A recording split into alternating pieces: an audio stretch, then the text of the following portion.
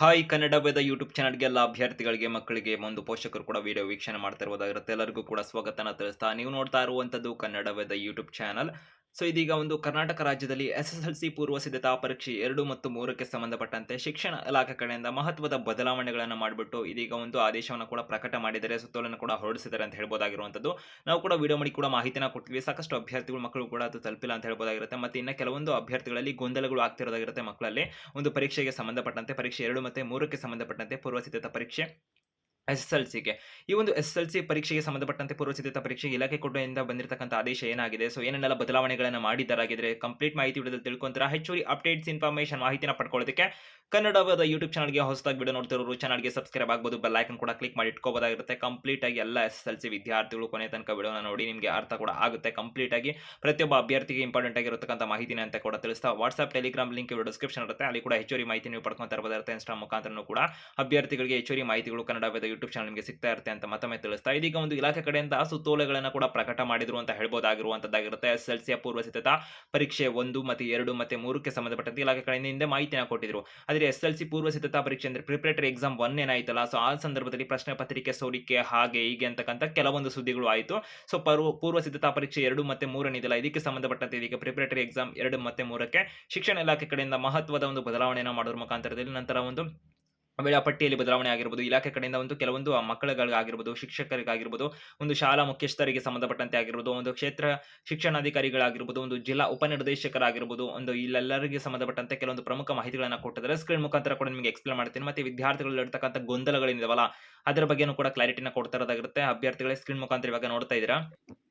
ವಿದ್ಯಾರ್ಥಿಗಳೇ, ಶಿಕ್ಷಣ ಇಲಾಖೆ ಕಡೆಯಿಂದ 2 ರೀತಿಯಾದಂಥ ಸುತ್ತೋಲೆಗಳನ್ನು ಪ್ರಕಟ ಮಾಡಿದ್ರು ಅಂತ ಹೇಳ್ಬೋದಾಗಿರುವಂಥದ್ದಾಗಿರುತ್ತೆ. ಇಲ್ಲಿ ಗಮನಿಸ್ತಾ ಇದ್ದೀರಲ್ಲ, ಜನವರಿ 22, 2026ರಂದು ಈ ಒಂದು ಸುತ್ತೋಲೆಯನ್ನು ಪ್ರಕಟ ಮಾಡಿದ್ದಾರೆ. ಇದಕ್ಕೂ ಮುಂಚೆ ಅಭ್ಯರ್ಥಿಗಳಿಗೆ ಒಂದು ಪೂರ್ವ ಸಿದ್ಧತಾ ಪರೀಕ್ಷೆ 2 ಮತ್ತು 3ಕ್ಕೆ ಸಂಬಂಧಪಟ್ಟಂತೆ ಜನವರಿ 17, 2026ಕ್ಕೂ ಕೂಡ ಒಂದು ಸುತ್ತೋಲೆಯನ್ನು ಪ್ರಕಟ ಮಾಡಿದ್ರು ಅಂತ ಹೇಳ್ಬೋದಾಗಿರುವಂಥದ್ದಾಗಿರುತ್ತೆ. ಮತ್ತು ವಿದ್ಯಾರ್ಥಿಗಳಿಗೆ ವೇಳಾಪಟ್ಟಿನ ಕೂಡ ಇಲಾಖೆ ಕಡೆಯಿಂದ ಪ್ರಕಟ ಕೂಡ ಮಾಡಿರುವಂಥದ್ದಾಗಿರುತ್ತೆ. ಇದೀಗ ಒಂದು ಪೂರ್ವ ಸಿದ್ಧತಾ ಪರೀಕ್ಷೆ 2 ಮತ್ತು 3ಕ್ಕೆ ಸಂಬಂಧಪಟ್ಟಂತೆ ವಿದ್ಯಾರ್ಥಿಗಳಲ್ಲೂ ಕೂಡ ಒಂದು ಗೊಂದಲಗಳಾಗ್ತಾ ಇರುವಂಥದ್ದಾಗಿರುತ್ತೆ. ನಂತರದಲ್ಲಿ ಪ್ರಮುಖವಾಗಿ ಏನೇನು ಬದಲಾವಣೆ ಆಗಿದೆ, ಸೊ ಈಗ ಫೈನಲ್ ಆಗಿ ಯಾವುದನ್ನ ಕನ್ಸಿಡರ್ ಮಾಡಬೇಕು ಅದ್ರ ಬಗ್ಗೆ ಮಾಹಿತಿನ ಕೊಡೋದಕ್ಕೆ ಮುಂಚೆ ಮೊದಲನೇದಾಗಿ ಇರತಕ್ಕಂಥ ಮಾಹಿತಿಯನ್ನು, ಎರಡನೇದಾಗಿ ಇರತಕ್ಕಂಥ ಮಾಹಿತಿಯನ್ನು ಫೈನಲ್ ಯಾವುದು ಅಂತ ತಿಳ್ಕೊಳ್ಳೋದಾರೆ, ಇವಾಗ ಜನವರಿ 17, 2026ರಂದು ಈ ಸುತ್ತೋಲೆ ಪ್ರಕಟ ಆಗಿತ್ತು.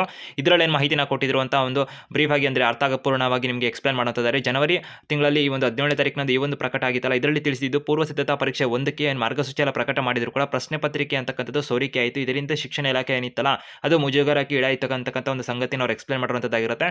ಸೊ ಈ ಕಾರಣದಿಂದಾಗಿ ಒಂದು ಕಟ್ಟುನಿಟ್ಟಿನ ಒಂದು ನಿಯಮಗಳನ್ನೆಲ್ಲ ಜಾರಿ ಮಾಡೋದ್ರ ಮುಖಾಂತರದಲ್ಲಿ ಸೊ ಒಂದು ಪೂರ್ವ ಸಿದ್ಧತಾ ಪರೀಕ್ಷೆ 2 ಮತ್ತು 3ಕ್ಕೆ ಸಂಬಂಧಪಟ್ಟಂತೆ ಕೆಲವೊಂದು ಬದಲಾವಣೆಯನ್ನು ಮಾಡಿದ್ದೀವಿ ಅಂತಕ್ಕಂಥ ಅವ್ರ ಮಾಹಿತಿನ ಇದರಲ್ಲಿ ಕೊಟ್ಟಿದ್ರು. ಅದರಲ್ಲಿ ಕೆಲವೊಂದು ಬದಲಾವಣೆಯನ್ನು ಮಾಡಿ ಮಾಹಿತಿನ ತಿಳಿಸಿದ್ರು. ಆ ಪ್ರಕಾರದಲ್ಲಿ ಬೆಳಿಗ್ಗೆ 10 ಗಂಟೆಗೆ ಅಂದರೆ ಇದು ಮೊದಲನೇ ಮಾಹಿತಿ ಆಗಿರುತ್ತೆ. ಸೊ ಎರಡನೇ ಮಾಹಿತಿ ಏನಿರುತ್ತೆ ಅದನ್ನು ಕೂಡ ತಿಳಿಸ್ತಾ ಇರುವಂಥದ್ದಾಗಿರುತ್ತೆ.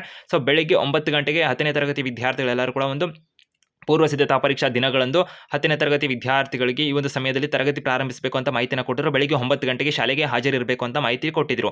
ಸೊ ಪರೀಕ್ಷಾ ಒಂದು ಪ್ರಶ್ನೆ ಪತ್ರಿಕೆಗಳಿಗೆ ಶಾಲಾ ಲಾಗಿನ್ನಿಂದ ಡೌನ್ಲೋಡ್ ಮಾಡ್ಕೊಳ್ಳೋದು 9:30ಕ್ಕೆ ಮಾಡ್ಕೋಬೇಕು ಅಂತ ಮಾಹಿತಿನ ಕೊಟ್ಟಿದ್ರು. ವಿದ್ಯಾರ್ಥಿಗಳ ಸಂಖ್ಯೆಗೆ ಅನುಗುಣವಾಗಿ ಪ್ರಶ್ನೆ ಪತ್ರಿಕೆನೆಲ್ಲ ಪ್ರಿಂಟ್ ಮಾಡ್ಕೋಬೇಕು ಮುದ್ರಣ ಅಂತ ಬೆಳಿಗ್ಗೆ 9:30ರಿಂದ 10 ಗಂಟೆ ಅಂತ ಹಿಂದೆ ಮಾಹಿತಿನ ಕೊಟ್ಟಿದ್ರು. ಮುದ್ರಣಗೊಂಡ ಪ್ರಶ್ನೆ ಪತ್ರಿಕೆಗಳನ್ನ ಪ್ಯಾಕಿಂಗ್ ಮಾಡೋದು ಬೆಳಿಗ್ಗೆ 10ರಿಂದ 10:30 ಅಂತ ಮಾಹಿತಿನ ಕೊಟ್ಟಿದ್ರು. ಪರೀಕ್ಷಾ ಕೊಠಡಿಗೆ ಪ್ರಶ್ನೆ ಪತ್ರಿಕೆಗಳ ಪ್ಯಾಕೆಟ್ ನೀಡುವುದು 10:50ಕ್ಕೆ ಅಂತ ಮಾಹಿತಿನ ಕೊಟ್ಟಿದ್ರು. ಈ ಪ್ರಕಾರದಲ್ಲಿ ಬೆಳಿಗ್ಗೆ 11 ಗಂಟೆಗೆ ಒಂದು ಮಕ್ಕಳಿಗೆ ಪರೀಕ್ಷೆಗಳನ್ನು ಶುರು ಮಾಡಬೇಕು ಅಂತ ಜನವರಿ ತಿಂಗಳ 17ನೇ ತಾರೀಕಿನಂದು ಪ್ರಕಟ ಆಗಿತ್ತಲ್ಲ, ಇದರಲ್ಲಿ ಮಾಹಿತಿನ ಇಲಾಖೆ ಕಡೆಯಿಂದ ಕೊಟ್ಟಿರು ಅಂತ ಹೇಳ್ಬೋದಾಗಿರುವಂಥದ್ದಾಗಿರುತ್ತೆ. ಅಭ್ಯರ್ಥಿಗಳು ಅಥವಾ ಮಕ್ಕಳು ಕೂಡ ಗಮನಿಸ್ಕೊಂತ ಇರಬಹುದಾಗಿರುತ್ತೆ. ಬೆಳಿಗ್ಗೆ 11 ಗಂಟೆಗೆ ಅಭ್ಯರ್ಥಿಗಳಿಗೆ ಒಂದು ಪರೀಕ್ಷೆ ಅಂತಕ್ಕಂಥದ್ದು ಶುರು ಆಗೋದಕ್ಕೆ ಸಂಬಂಧಪಟ್ಟಂತೆ ಶಿಕ್ಷಣ ಇಲಾಖೆ ಕಡೆಯಿಂದ ಜನವರಿ 17ನೇ ತಾರೀಕು ಪ್ರಕಟ ಆದಂಥದ್ದಲ್ಲಿ ಅವರು ಮಾಹಿತಿನ ಕೊಟ್ಟಿದ್ದು, ಇದರಲ್ಲಿ ಕೂಡ ಗಮನಿಸ್ಕೊಂತ ಇರ್ತೀರಾ. ಆದರೆ ಪ್ರಮುಖವಾಗಿ ಇದೀಗ ಬದಲಾವಣೆ ಆಗಿರ್ತಕ್ಕಂಥ ಪ್ರಕಾರದಲ್ಲಿ ಒಂದು ಪರೀಕ್ಷಾ ಸಮಯ ಏನಿರುತ್ತಲ್ಲ ಅದಕ್ಕೆ ಸಂಬಂಧಪಟ್ಟಂತೆ ಈಗ ಬದಲಾವಣೆ ಮಾಡಿ ಮಾಹಿತಿಯಲ್ಲಿ ತಿಳಿಸಿರುವಂಥದ್ದಾಗಿರುತ್ತೆ. ಅಭ್ಯರ್ಥಿಗಳಿಗೆ ವೇಳಾಪಟ್ಟಿಯಲ್ಲೂ ಕೂಡ ಕೊಟ್ಟಿದ್ದಾರೆ. ಸೊ ಒಂದು 11 ಗಂಟೆಗೆ ಒಂದು ಪರೀಕ್ಷೆ ಪ್ರಾರಂಭ ಆಗುತ್ತೆ ಅಂತ ಬದಲಾವಣೆ ಮಾಡಿದಲ್ಲ, ಆ ಪ್ರಕಾರದಲ್ಲಿ ಕೆಲವೊಂದು ತಿದ್ದುಪಡಿಗಳಿಗೆ ಕೋರಿಕೆ ಕೂಡ ಬಂದಿದೆ. ಆ ಒಂದು ರೀಸನ್ ಇಂದ ನಾವು ಈಗ ಚೇಂಜಸ್ ಮಾಡ್ತೀವಿ ಅಂತ ಮಾಹಿತಿನ ಕೊಟ್ಟಿದ್ದಾರೆ. ಬೆಳಿಗ್ಗೆ 10:30ರಿಂದ ಪ್ರಾರಂಭಿಸಲು ಪರೀಕ್ಷೆಗಳನ್ನ ಈಗ ನಿರ್ಧಾರ ಮಾಡಿದ್ದೀವಿ ಅಂತ ಮಾಹಿತಿನ ಕೊಟ್ಟು ಇಲ್ಲಿ ಕೊಟ್ಟಿದ್ದಾರೆ, ಗಮನಿಸಬಹುದಾಗಿರುತ್ತೆ. SSLC ಪೂರ್ವ ಸಿದ್ಧತಾ ಪರೀಕ್ಷೆ 2 ಮತ್ತು 3ಕ್ಕೆ ಸಂಬಂಧಪಟ್ಟಂತೆ ಇಲ್ಲಿ ಮಾಹಿತಿನ ಜನವರಿ 22ನೇ ತಾರೀಕು ಬಂದಿದೆಯಲ್ಲ, ಈ ಒಂದು ಸುತ್ತೋಲೆ ಇರುತ್ತಲ್ಲ ಇದನ್ನೇ ಈಗ ಫಾಲೋ ಮಾಡ್ತಾರೆ. ಸೊ ಒಂದು ಬೆಳಿಗ್ಗೆ 10 ಗಂಟೆ ಅಂದರೆ ವಿದ್ಯಾರ್ಥಿಗಳಿಗೆ ಏನಿರುತ್ತಲ್ಲ 10ನೇ ತರಗತಿಯವರಿಗೆ ಬೆಳಿಗ್ಗೆ 9 ಗಂಟೆಗೆ ಪರೀಕ್ಷೆ ದಿನಗಳಂದು ಆ ಒಂದು ಪರೀಕ್ಷಾ ಕೇಂದ್ರ ಇರುತ್ತಲ್ಲ ಒಂದು ಶಾಲೆ, ಅಲ್ಲಿಗೆ ಹಾಜರಿರಬೇಕಿರುತ್ತೆ ನೀವು. ನಂತರದಲ್ಲಿ ಪರೀಕ್ಷಾ ಪ್ರಶ್ನೆ ಪತ್ರಿಕೆನ ಶಾಲಾ ಲಾಗಿನ್ನಿಂದ ಡೌನ್ಲೋಡ್ ಮಾಡ್ಕೊಳ್ಳೋದಕ್ಕೆ ಶಾಲಾ ಮುಖ್ಯಸ್ಥರಿಗೆ 9:15ಕ್ಕೆ ಅದನ್ನು ಬಿಡುಗಡೆ ಮಾಡ್ತಾರೆ.